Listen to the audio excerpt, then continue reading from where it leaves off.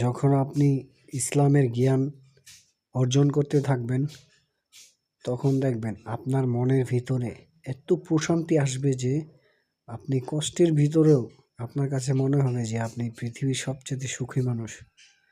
আপনাকে আল্লাহ এত প্রশান্তি দিবে, ইবাদতের মধ্যে এতই মজা পাবেন।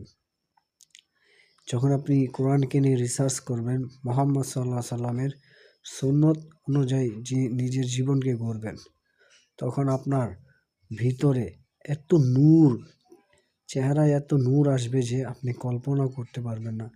আর আপনার সুখ, হাজার কষ্টের ভিতরে আপনি সুখ খুঁজে পাবেন, কারণ আপনি আল্লাহকে ভালোবাসেন। আর যদি আপনি আল্লাহর দ্বীনের পথে না চলেন ও তার রাসূলের আনুগত্য না করেন, তাহলে আপনার এই সমাজে, সমাজ তো দূরের কথা, আপনার পরিবারও আপনার কোনো সম্মান থাকবে না। আপনার মা বাবা, সন্তান, ভাই বোন এরা আপনাকে কোনো দামই দিবে না। আপনার মূল্য একদম শূন্য হয়ে যাবে।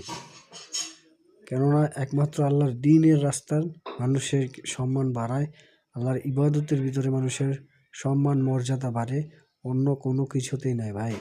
অনেক ধনী লোকেদেরও স্ত্রী চলে যায়, তাদেরও অনেক সম্মান থাকে না।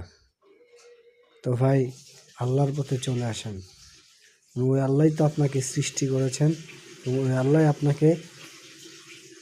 আপনি একটা সময় ছিলেন, আপনাকে উল্লেখযোগ্য করার মতো কিছুই ছিল না। আপনি যে নাম আপনার, এই নামটা বলার মতো কিছুই ছিল না। আপনি শূন্য থেকে আল্লাহ আপনাকে সৃষ্টি করেছেন। তো এগুলো ভাবেন, আল্লাহর দিকে ফিরে আসেন।